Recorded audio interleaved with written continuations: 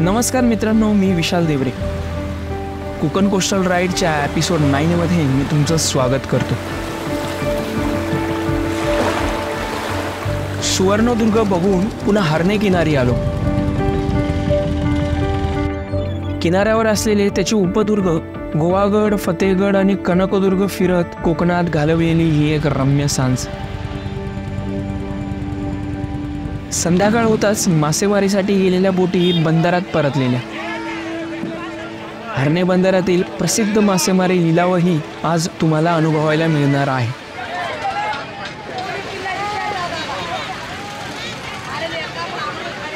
अशाच प्रवास वर्णनांसाठी सबस्क्राईब करा, व्हिडिओ लाईक करून प्रोत्साहन द्या, बेल आयकॉन प्रेस करून अपडेटेड राहा. कमेंटमध्ये मी तुमच्या प्रतिक्रियांची वाट बघतोय. हरणे बंदराकडे जाणाऱ्या रस्त्याला लागूनच गोवागडाच्या प्रवेशद्वाराची कमान दिसते. हा पूर्वेला असलेला गोवागडाचा उपदरवाजा. उत्तरेला किल्ल्याचं सागर सन्मुख मुख्य प्रवेशद्वार आहे.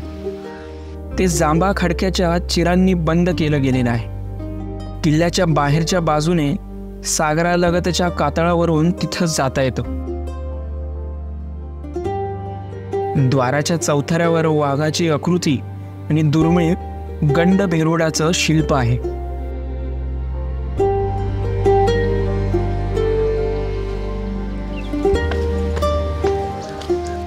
किल्ल्याच्या तटभिंती साधारण 6 मीटर उंचीच्या आहेत.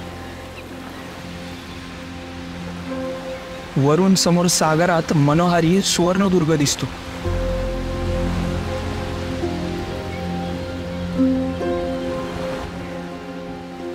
ऊन कमी झालेलं आणि मावळतीला आलेल्या सूर्याचा तांबूस प्रकाश कोकणातल्या रम्य सांजेला साजेसा होता.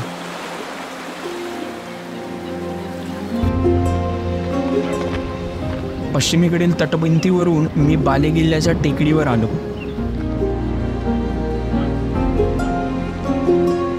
किल्ल्याची तटबंदी काही भागात ढासळलेली आहे.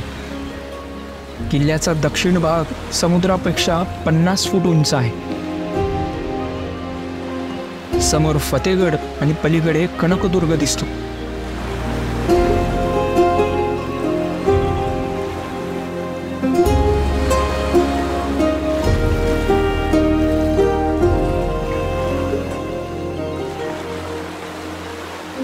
दोन एकर क्षेत्रफळ असलेला गोवागड कनकदुर्ग आणि फतेहगडपेक्षा बळकट आणि मोठा आहे. 1862च्या शासकीय पाहणीत तो सुस्थितीत होता. तेव्हा किल्ल्यावर 19 सैनिक आणि 69 निकामी तोफा होत्या. बालेकिल्ल्यावर ब्रिटिश काळातील युरोपियन शैलीत बांधलेल्या 2 इमारतींचे अवशेष दिसतात. आणि किल्ल्याच्या मध्यभागी दगडी बांधकाम केलेली एक विहीर आहे. किल्ल्यामध्ये पर्यटकांचा तसेच गावकऱ्यांचा फारसा वावर नसल्याने किल्ल्यात खूप झाडं वाढलेली आहेत.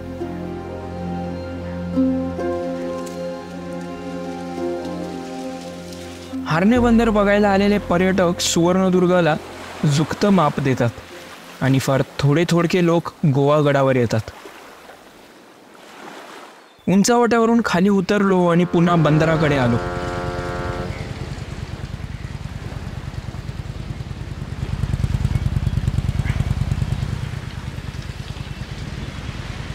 हरणे बंदरात किनाऱ्याला लागून समोर दिसतो तो फतेहगड.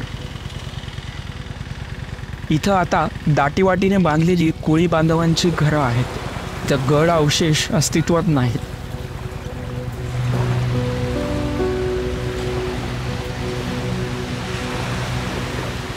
थोड्याच अंतरावर कनकदुर्ग आहे.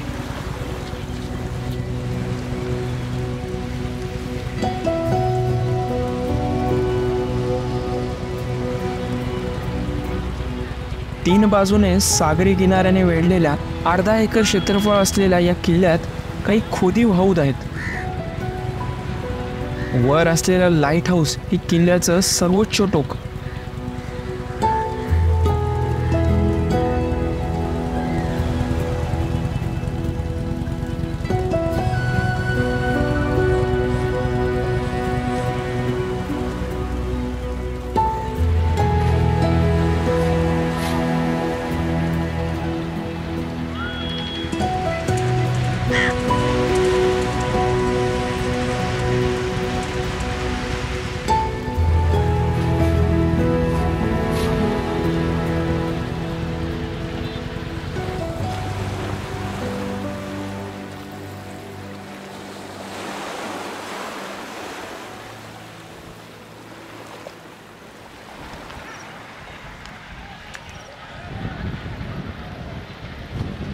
संध्याकाळ झालेली आणि मासेमारीसाठी गेलेल्या नौका तर बंदरात परतलेल्या आणि बोलीला सुरुवात झालेली.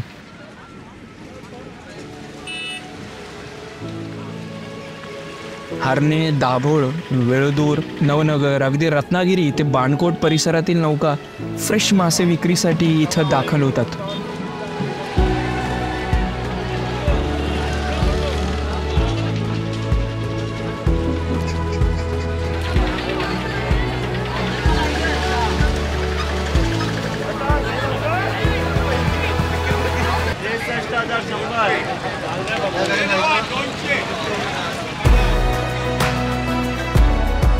बोली लावताना खरेदीदार एकमेकांवर कुरघोडी करतात. सामान्य माणसाचे डोळे विस्पारणारा लाखोंचा व्यवहार इथे खुलेआम चालतो. किनाऱ्यावर प्रत्येक प्रकारच्या मासेमारी लिलावाच्या जागा ठरलेल्या आहेत. इथं छोटी कोळंबी, मोठी कोळंबी, शेवंड, लॉबस्टर, पापलेट, सुरमई, बांगडा, सौंदाळे, मांदेली, करली, पेडवे, कानिट, वाघूळ, शिंगटा आणि असे बरेच मासे मिळतात.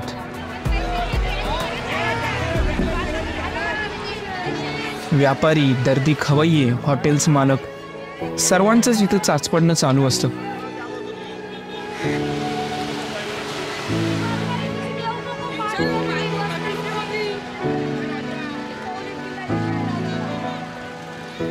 रायगड, रत्नागिरीमधल्या मोठ्या मासळी बाजारांपैकी हा एक.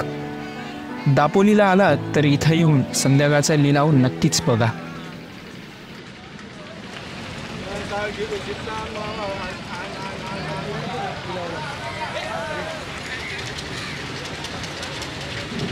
मी विशाल देवरे, भेटूया लवकरच.